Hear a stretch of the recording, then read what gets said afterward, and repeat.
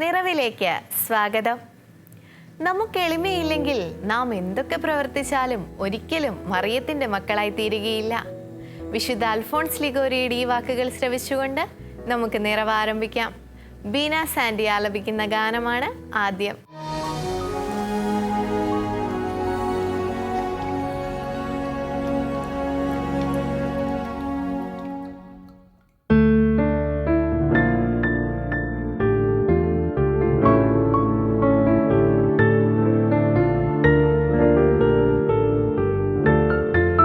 നീ എന്നെ മറന്നു നാഥ.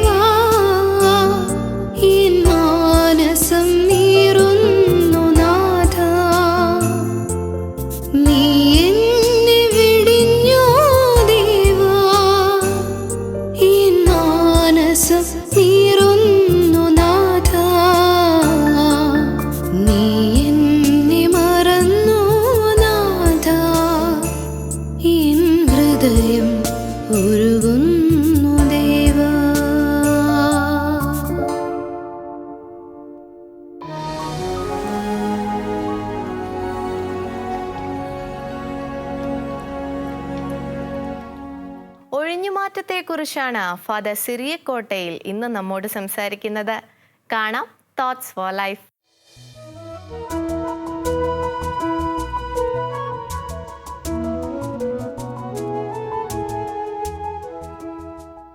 ഇന്ന് കളരിപ്പയറ്റിനെ കുറിച്ച് പറഞ്ഞു തുടങ്ങാം.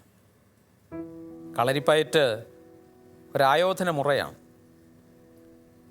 കളരിപ്പയറ്റ് പരിശീലിക്കുന്ന ആളുകൾ പണ്ടുണ്ടായിരുന്നു, ഇന്നുമുണ്ട്. ഇന്ന് കുട്ടികളും യുവജനങ്ങളുമൊക്കെ കളരിപ്പയറ്റ് പഠിക്കുന്നുണ്ട്. കളരി ആശാന്മാർ നമ്മുടെ നാട്ടിലേറെ ഉണ്ടല്ലോ. ഈ കളരിയോട് ബന്ധപ്പെട്ട് 18 അടവുകളെന്ന് കേട്ടിട്ടുണ്ട്. അറിഞ്ഞുകൂടാ. കളരിയും മറ്റും വളർച്ച പ്രാപിച്ചതുകൊണ്ട് പുതിയ അടവുകൾ കൂട്ടിച്ചേർത്തിട്ടുണ്ടാകും. ഈ കളരിപ്പയറ്റിൽ വെട്ടുന്നു, അടിക്കുന്നു, തടയുന്നു, എതിർക്കുന്നു, ഇതെല്ലാം സാധാരണമാണ്. കളരിപ്പയറ്റിനെ കുറിച്ച് കേട്ടിട്ടുണ്ട്, കണ്ടിട്ടുണ്ട്. എൻ്റെ ചിന്തയ്ക്ക് വിഷയമായിട്ടുള്ള ഒരു കാര്യം ഈ അടിയും തടയുമൊന്നുമല്ല. അതിനപ്പുറത്ത് 19ാമത്തെ അടവെന്ന് പറയുന്ന ഒരു വിശേഷണം കൊടുക്കാവുന്ന കാര്യം, അത് ഒഴിഞ്ഞു മാറുക എന്നതാണ്. ഒരു പക്ഷേ കളരിപ്പയറ്റ് ശ്രദ്ധിച്ചിട്ടുള്ള ആളുകൾക്കറിയാം, അവിടെ ഈ കളരി അഭ്യാസികൾ പറഞ്ഞത് ചെയ്യാറുണ്ട്, ഒഴിഞ്ഞു മാറുക. എതിരാളി ഈ വ്യക്തിയെ ആക്രമിക്കുമ്പോൾ അല്ലെങ്കിൽ വെട്ടുമ്പോൾ അത് തടയുന്നുണ്ട്, അതിനപ്പുറം ഒഴിഞ്ഞു മാറുന്ന ഒരു രീതിയുണ്ട്. നമ്മുടെ ജീവിതത്തെ സംബന്ധിച്ചിടത്തോളം എൻ്റെ പ്രിയ സഹോദരി സഹോദരന്മാരെ, ഈ ഒഴിഞ്ഞുമാറ്റം പ്രധാനപ്പെട്ടതാണ്. ഒഴിഞ്ഞുമാറ്റം നമ്മുടെ ജീവിതത്തിൽ ഒട്ടേറെ അപകടങ്ങൾ ഒഴിവാക്കാനിടയാകും. നിങ്ങളിൽ പലരും വാഹനങ്ങളിൽ യാത്ര ചെയ്യുന്നവരാണ്. ഇരുചക്ര വാഹനങ്ങളിലോ നാൽചക്ര വാഹനങ്ങളിലോ ഒക്കെ യാത്ര ചെയ്യുന്നവരാണ്. നമ്മൾ ഡ്രൈവ് ചെയ്ത് പോകുമ്പോൾ എത്രയോ കുണ്ടും കുഴികളും നമ്മൾ ഒഴിവാക്കി പോകുന്നുണ്ട്. ഇന്നിപ്പോൾ മഴക്കാലമാണല്ലോ. ഈ മഴക്കാലത്തൊക്കെ പല വഴികളിലും ചെള്ള നിറഞ്ഞ് കിടപ്പുണ്ട്. പ്രത്യേകിച്ചൊക്കെ ഈ ഉരുൾപൊട്ടിയ സാഹചര്യത്തിൽ പലയിടത്തും ചെളിയൊക്കെ കൂടിക്കിടപ്പുണ്ട്. തെന്നുന്ന സാഹചര്യമുള്ള വഴികളുണ്ട്. ഇങ്ങനെയുള്ള സാഹചര്യങ്ങളിൽ നമ്മൾ എന്താ ചെയ്യുന്നത്? അതിന് മീതെ ഈ വണ്ടി കൊണ്ടുപോകുകയല്ല, അതിനപ്പുറത്ത് നമ്മൾ മാറ്റിയെടുത്തുകൊണ്ട് പോകും. എന്ന് പറഞ്ഞാൽ ഒഴിഞ്ഞു മാറുന്ന ഒരു മനോഭാവം നമുക്കുണ്ട്. അതെന്തിനാ? അപകടം ഒഴിവാക്കാനും സുരക്ഷിതമായി യാത്ര നടത്താനും വേണ്ടിയാണ്. ഇതുപോലെ നമ്മുടെ ജീവിതത്തെ സംബന്ധിച്ചിടത്തോളം നാം ഒഴിഞ്ഞു മാറേണ്ട സാഹചര്യങ്ങളേറെയുണ്ട്. പലരെയും സംബന്ധിച്ചിടത്തോളം തങ്ങളുടെ ജീവിതത്തോട് ബന്ധപ്പെട്ട ഉത്തരവാദിത്വങ്ങൾ നിർവഹിക്കുമ്പോൾ, ബന്ധങ്ങൾ മുമ്പോട്ട് കൊണ്ടുപോകുമ്പോൾ ഒഴിഞ്ഞു മാറേണ്ടിടത്ത് ഒഴിഞ്ഞു മാറാതെ പോയതുകൊണ്ട് പ്രശ്നങ്ങൾ ഉണ്ടായിട്ടുണ്ട്. ഈ മാജിക്കിനോട് ബന്ധപ്പെട്ട് ഒരൈറ്റം ഉണ്ടല്ലോ, നിങ്ങൾ ശ്രദ്ധിച്ചിട്ടുണ്ടാവും, വാനിഷിങ്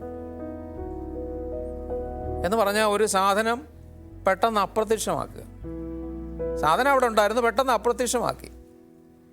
ഇതുപോലെ തന്നെ നമുക്ക് ഒഴിഞ്ഞു മാറാൻ സാധിക്കുക എന്നുള്ളത് പ്രധാനപ്പെട്ടതാണ്. ഇത് ഭാര്യാഭർത്തൃ ബന്ധത്തിലും കുടുംബ ബന്ധങ്ങളിലും സമൂഹ ജീവിത ബന്ധങ്ങളിലും എല്ലാം പ്രധാനപ്പെട്ടതാണ്. അനുദിനം നമ്മൾ വിവിധ കാര്യങ്ങളിൽ ഏർപ്പെടുന്ന ആളുകളാണ്. പൊതുജീവിതം നയിക്കുന്ന ആളുകളാണ്. രാഷ്ട്രീയ ജീവിതം നയിക്കുന്ന ആളുകളുണ്ട്. വിവിധ ഓഫീസുകളിൽ സേവനം ചെയ്യുന്ന ആളുകളുണ്ട്. പ്രൈവറ്റ് മേഖലകളിൽ ജോലി ചെയ്യുന്ന ആളുകളുണ്ട്. എവിടെ ആയാലും നാം മനുഷ്യബന്ധങ്ങളിലായിരിക്കുമ്പോൾ നാം ഒഴിഞ്ഞു മാറേണ്ടതും നാം ഒഴിവാക്കേണ്ടതുമായ കാര്യങ്ങളുണ്ട്.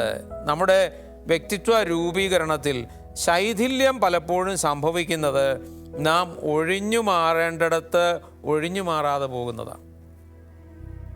യഥാർത്ഥത്തിൽ ഒഴിഞ്ഞു മാറുന്നത് ഒരു പരാജയമല്ല.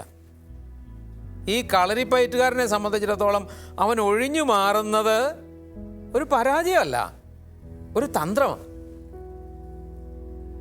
കുടുംബജീവിതം നയിക്കുന്ന, സമൂഹജീവിതം നയിക്കുന്ന വ്യക്തികളെ സംബന്ധിച്ചിടത്തോളം ചിലതിൽ നിന്നൊക്കെ ഒഴിഞ്ഞു മാറാൻ സാധിക്കണം. അത് യഥാർത്ഥത്തിൽ ഒരു നിശബ്ദതയുമാണ്. ചിലപ്പോഴെങ്കിലും ചില ആളുകളുടെ നിശബ്ദതയെ പരാജയമായി നമ്മൾ കാണാറില്ലേ? നമ്മൾ ചിലപ്പോൾ അങ്ങനെയുള്ള ആളുകളെ ചോടിപ്പിക്കും. നിന്റെ സ്ഥാനത്ത് ഞാനായിരുന്നെങ്കിൽ 2 ഇട്ട് കൊടുത്തേനെ എന്ന് പറയും. നിന്റെ സ്ഥാനത്ത് ഞാനായിരുന്നെങ്കിൽ ഇങ്ങനെയൊന്നും അല്ലായിരുന്നു എന്ന് പറയും. പ്രിയ സഹോദരി സഹോദരന്മാരെ, നമ്മൾ കുടുംബജീവിതവും സമൂഹ ജീവിതവും ഒക്കെ നയിക്കുമ്പോൾ ചിലയിടത്തെ നിശബ്ദത വിജയകാരണമായി മാറും. ഞാനിത് പറയുമ്പോൾ ഓർക്കുന്നത് ഒരു കുടുംബനാഥനെയാണ്. അദ്ദേഹത്തെ ഞാൻ അന്ന് ആദ്യമായിട്ട് കണ്ട് പരിചയപ്പെടുന്നതാണ്. അദ്ദേഹം 6 മാസം ജയിലിലായിരുന്നു എന്ന് പറഞ്ഞപ്പോൾ ഞാൻ വിചാരിച്ചു എന്തോ കൊലപാതകമൊക്കെ നടത്തിയിട്ട് ജയിലിൽ പോയതാണ്. അദ്ദേഹത്തിൻ്റെ വീട്ടുകാര്യങ്ങൾ പറയാൻ തുടങ്ങി. എന്നോട് പറഞ്ഞു, അച്ഛാ, ഞാൻ റോഡ് സൈഡിൽ ഒരു കട നടത്തി വരികയായിരുന്നു. ഇപ്പോൾ കടയില്ല, കുറേ നാളായിട്ട് ജയിലിലായിരുന്നുകൊണ്ട് അത് നടത്താൻ പറ്റിയില്ല, അത് അടഞ്ഞു പോയി, ഇനിയിപ്പോൾ തുടങ്ങണം. ഞാൻ ചോദിച്ചു, എങ്ങനെയാണ് ജയിലിലായത്? അച്ഛാ നോക്കിക്കേ, ഇവിടെ വീടുകളൊക്കെ അടുത്താണ്. ഞാൻ ജയിലിലാകുന്നതിന് മുമ്പ് ഒരു ദിവസം എൻ്റെ ഭാര്യയും അയൽവക്കത്തെ സ്ത്രീയുമായിട്ടൊരു വഴക്കുണ്ടായി. സാധാരണ ഞാൻ ഇങ്ങനെയുള്ള കാര്യങ്ങളിൽ ചെന്ന് ഇടപെടാറില്ല. അവരുണ്ടാക്കിയ വിഷയം അവരായിട്ട് തീർക്കും, അങ്ങനെ ഞാൻ ചിന്തിച്ചിരുന്നത്. പക്ഷേ അന്ന് ഈ ഒച്ചപ്പാട് കൂടി. ഞാൻ അറിയാതെ അതിനകത്ത് കയറി ഇടപെട്ടു. ഞാൻ ഇടപെട്ട ഉടനെ ആ സ്ത്രീയുടെ ഭർത്താവും കൂടെ കാര്യത്തിൽ ഇടപെട്ടു. ആദ്യം വാക്കുതർക്കമായി, പിന്നെ പിടിവലിയായി. ആ പിടിവലിക്കിടയ്ക്ക് പുള്ളിക്കാരൻ താഴെ വീണു, തലയൊന്ന് പൊട്ടി. പിന്നെ പോലീസായി, കേസായി, എന്നെ അറസ്റ്റ് ചെയ്തു. കൊലപാതക ശ്രമമാണ്. കേസ് കോടതി വന്നു. അവസാനം എന്നെ 6 മാസം ശിക്ഷിച്ചു. ഇപ്പം ഞങ്ങൾ ആ വീടുമായിട്ട് സൗഹൃദത്തിലാണ്. എന്നാലും ഞാൻ ചിന്തിക്കുക, അച്ഛാ, അന്ന് ഒഴിഞ്ഞു മാറാൻ പറ്റുകയായിരുന്നെങ്കിൽ, അവിടെ ഇച്ചിരി നിശബ്ദത പാലിക്കാൻ പറ്റുകയായിരുന്നെങ്കിൽ പ്രശ്നം പരിഹരിച്ചേന്. പ്രിയ സഹോദരി സഹോദരന്മാരെ, ഈ കുടുംബനാഥൻ നമുക്ക് മാതൃക നൽകുകയാണ്. എന്താ? അദ്ദേഹത്തിൻ്റെ വാക്കുകൾ ശ്രദ്ധിച്ച്, അന്ന് നിശബ്ദത പാലിക്കാൻ പറ്റിയിരുന്നെങ്കിൽ, അന്ന് ഒഴിഞ്ഞു മാറാൻ പറ്റിയിരുന്നെങ്കിൽ പ്രശ്നം പരിഹരിക്കപ്പെട്ടേനെ. ചില സന്ദർഭങ്ങളിലൊക്കെ നമ്മുടെ നിശബ്ദത അത് പ്രധാനപ്പെട്ടതാ. ആ നിശബ്ദത നമ്മെ വലിയവരാക്കും. ആ നിശബ്ദത വലിയ അപകടങ്ങളിൽ നിന്ന് നമ്മെ രക്ഷിക്കും. ഞാൻ മറ്റൊരു കുടുംബനാഥനെ ഓർക്കുക. അദ്ദേഹം പറഞ്ഞിട്ടുണ്ട്, എൻ്റെ ഭാര്യ പല കാര്യങ്ങൾക്കും കയർക്കുന്നയാളാണ്. ചിലപ്പോൾ ഞാൻ കൃഷിയൊക്കെ കഴിഞ്ഞിട്ട് വൈകുന്നേരം ക്ഷീണിച്ച് വരുമ്പോൾ അവൾ 100 പ്രശ്നങ്ങളായിട്ടെടുത്തിരുന്നു. എല്ലാത്തിനോടൊന്നും ഞാൻ പ്രതികരിക്കാറില്ല. എന്നാലും ഞാൻ പ്രതികരിക്കാതിരിക്കുമ്പോൾ അവൾ കൂടുതൽ വാക്കുകൾക്ക് മൂർച്ച കൂട്ടും, കരയാനും ബഹളം ഉണ്ടാക്കാനും ഒക്കെ തുടങ്ങും. ഈ കുടുംബനാഥൻ പറയുക, അങ്ങനെയുള്ള സന്ദർഭങ്ങളിൽ പ്രശ്നങ്ങൾ കൂടുതൽ വഷളാകാതിരിക്കാൻ ഞാൻ ചെയ്യുന്നൊരു കാര്യമുണ്ട്. ഞാൻ ചോദിച്ചു, എന്താ? തൽക്കാലം ഞാൻ തടി തപ്പും. ഞാൻ പറഞ്ഞു, എനിക്ക് മനസ്സിലായില്ല. ഞാൻ വീടിന് പുറത്തേക്ക് അങ്ങ് ഇറങ്ങും. വഴിയിൽ കടകളൊക്കെ ഉണ്ട്. ഞാൻ 10 മിനിറ്റ് നേരം ആ കടയിലൊക്കെ പോയി സമയം ചെലവഴിക്കും. അവിടെ നിന്ന് ഇച്ചിരി മധുര പലഹാരമൊക്കെ വാങ്ങിച്ചുകൊണ്ട് തിരിച്ചു വരും. 10 മിനിറ്റ് കഴിഞ്ഞ് വീട്ടിൽ വരുമ്പോൾ എല്ലാം ആറിയിരിക്കും. അവൾക്ക് വിഷയമൊന്നുമില്ല. ഈ കുടുംബനാഥൻ പറയുക, ഞാൻ അങ്ങനെയുള്ള സന്ദർഭങ്ങളിൽ അവിടെ നിൽക്കുകയും അവൾ പറയുന്നതിന് മറുപടി പറയുകയും കണ്ടമാനം ഞാൻ രോഷാകുലനായി അവളെ ഉപദ്രവിക്കുകയൊക്കെ ചെയ്തു കഴിഞ്ഞാൽ കാര്യങ്ങൾ എവിടെ എത്തും? ഈ കുടുംബനാഥനെ പോലെ പ്രിയ സഹോദരി സഹോദരന്മാരെ, ചില സന്ദർഭങ്ങളിലൊക്കെ നാം പിൻവാങ്ങണം. എല്ലായിടത്തും അടിച്ചു നിന്നാലേ ശരിയാകൂ എന്നുള്ള വിചാരം നമുക്ക് നമ്മുടെ വളർച്ചയ്ക്ക് നല്ലതല്ല. ചിലയിടത്തൊക്കെ നാം പിൻവലിയണം, ചിലയിടത്തൊക്കെ നാം ഉള്ളിലേക്ക് വലിയണം. ആമയെ കണ്ടിട്ടില്ലേ? ആമ തല വലിക്കുന്നത് ശ്രദ്ധിച്ചിട്ടില്ലേ? അവൻ എപ്പോഴും തല നീട്ടി വരാറില്ല. തല വലിക്കേണ്ടിടത്ത് അവൻ തല വലിക്കും. ഒച്ചിനെയും അട്ടയൊക്കെ നമ്മൾ ശ്രദ്ധിച്ചില്ലേ? ഇവരൊക്കെ നമുക്ക് നൽകുന്ന പാഠങ്ങൾ വലുതാ.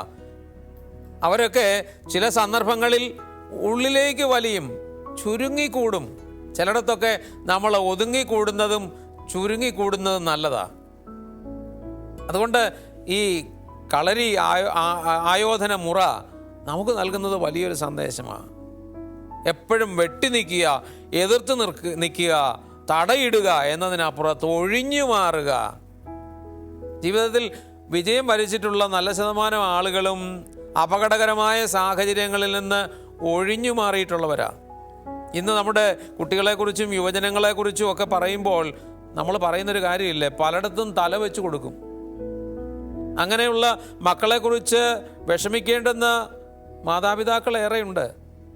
എത്രയോ മാതാപിതാക്കൾ തങ്ങളുടെ മക്കളെക്കുറിച്ചുള്ള ദുരനുഭവങ്ങൾ പങ്കുവയ്ക്കുന്നു. മക്കൾ ഒഴിഞ്ഞു മാറേണ്ടുന്ന സന്ദർഭങ്ങളിൽ ഒഴിഞ്ഞു മാറാതെ പോകുന്നു. അതുകൊണ്ട് നമ്മുടെ ജീവിതത്തിൻ്റെ ഒരു പാഠമായി ഇത് മാറണം. നാം ജീവിതത്തിൽ വിജയിക്കാൻ ആഗ്രഹിക്കുന്നെങ്കിൽ, നല്ല ബന്ധങ്ങൾ കുടുംബത്തിലും സമൂഹത്തിലും കൊണ്ടുപോകാൻ ആഗ്രഹിക്കുന്നെങ്കിൽ ചില സന്ദർഭങ്ങളിലൊക്കെ നാം ഒഴിഞ്ഞു മാറണം. ചില സന്ദർഭങ്ങളിലൊക്കെ നാം കണ്ടില്ലെന്ന് നടിക്കണം. ചില സന്ദർഭങ്ങളിലൊക്കെ നാം കേട്ടില്ലെന്ന് നടിക്കണം. ചില അവസരങ്ങളിലൊക്കെ നാം നിശബ്ദത പാലിക്കണം. നമുക്ക് സംസാരശേഷിയേ ഇല്ല എന്ന് മറ്റുള്ളവർക്ക് തോന്നുമാറ് നാം നിശബ്ദത പാലിക്കേണ്ടുന്ന സന്ദർഭങ്ങളുണ്ട്.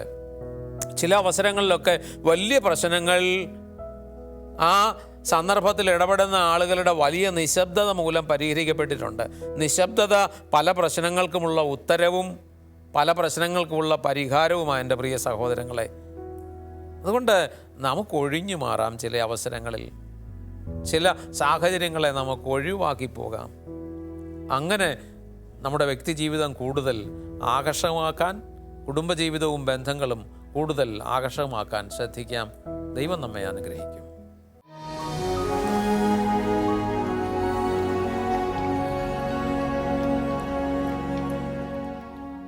ഹാപ്പിനെസ് എന്ന ചെറു വീഡിയോയുമായി നിഷ ചേച്ചി റെഡിയാണ്. കാണാം പോസിറ്റീവ് വൈബ്സ്.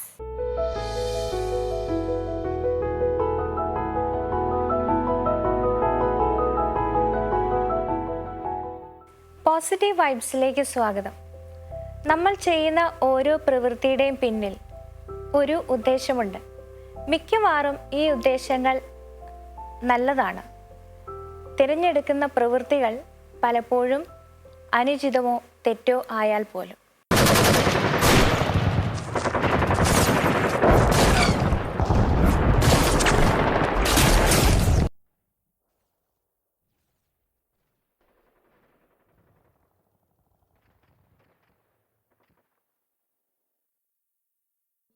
रोहन,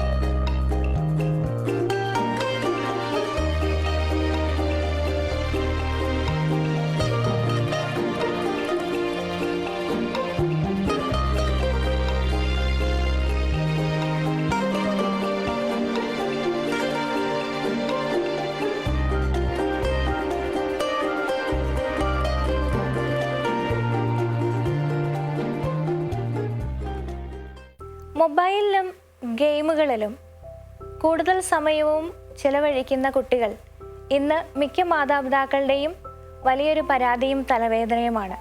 മിക്കപ്പോഴും മാതാപിതാക്കൾ ശ്രദ്ധ കൊടുക്കുന്നത് അവരുടെ പ്രവൃത്തിയിലേക്കാണ്. എന്നാൽ ആ പ്രവൃത്തിയിലൂടെ അവർ കണ്ടെത്താൻ ശ്രമിക്കുന്ന ആനന്ദം നമ്മൾ ആരും ഓർക്കാറില്ല. പുറമേ അവരുടെ പ്രവൃത്തിയെ നിർത്താൻ വേണ്ടി ഗെയിമുകളും മൊബൈലും ഒക്കെ അവരുടെ കയ്യിൽ നിന്ന് പിടിച്ചു മാറ്റാറുണ്ട്, തടയാറുണ്ട്. പക്ഷേ അതിലൂടെ അവർ നേടിയിരുന്ന ആനന്ദം തിരികെ കൊടുക്കുന്നത് എങ്ങനെ എന്ന് നമ്മൾ ചിന്തിക്കാറില്ല. എടുത്തു മാറ്റപ്പെടുമ്പോൾ അവരുടെ ഉള്ളിലുണ്ടാകുന്ന ശൂന്യതയും അവരുടെ ജീവിതത്തിലേക്ക് കടന്നു വരുന്ന ബോറടിയുമൊക്കെ നികത്താനായി എന്തു ചെയ്യുന്നു എന്നതിനെക്കുറിച്ച് നമ്മൾ ചിന്തിക്കാറില്ല. ഇതുകൊണ്ട് തന്നെയാണ് പല അഡിക്ഷൻസിൽ നിന്നും കുട്ടികളും നമുക്ക് തന്നെയും പുറത്തു വരാൻ സാധിക്കാത്തത്. ഈ വീഡിയോയിൽ കാണുന്നത് പോലെ തന്നെ ക്രിയാത്മകമായ പ്രവൃത്തികളിലേക്ക്, മീനിങ് ഫുൾ ആയിട്ടുള്ള ആക്ടിവിറ്റികളിലേക്ക് അവരെ തിരിച്ചുവിടുക എന്നുള്ളതാണ് നിർജീവമായ പ്രവൃത്തികളിൽ നിന്ന് അവരെ പിന്തിരിപ്പിക്കുവാനുള്ള ഏറ്റവും നല്ല മാർഗം. കുഞ്ഞുങ്ങളുടെ മൊബൈലും ഗെയിമും ഒക്കെ തട്ടിപ്പറിച്ച് മാറ്റിവെച്ചിട്ട് കൂടുതൽ സമയവും കമ്പ്യൂട്ടറിൻ്റെയും ടിവിയുടെയും മൊബൈലിൻ്റെയും മുമ്പിൽ ചെലവഴിക്കുന്ന മാതാപിതാക്കൾ തെറ്റായ മാതൃക തന്നെയാണ്. തങ്ങളുടെ സമയം കുഞ്ഞുങ്ങളോടുകൂടി ചിലവഴിക്കാനും അവരുടെ കൗതുകങ്ങളിൽ പങ്കുചേരാനും പുറം ലോകത്തെ കാഴ്ചകളിൽ അവരോടുകൂടി ഉൾച്ചേരാനും കഴിയുമ്പോൾ മാത്രമാണ് കുഞ്ഞുങ്ങളെയും ക്രിയാത്മകമായി ഇത്തരം അടിമത്തങ്ങളിൽ നിന്ന് മോചിപ്പിക്കാനും യഥാർത്ഥ ലോകത്തിലേക്ക് കൊണ്ടുവരാനും സാധിക്കുക.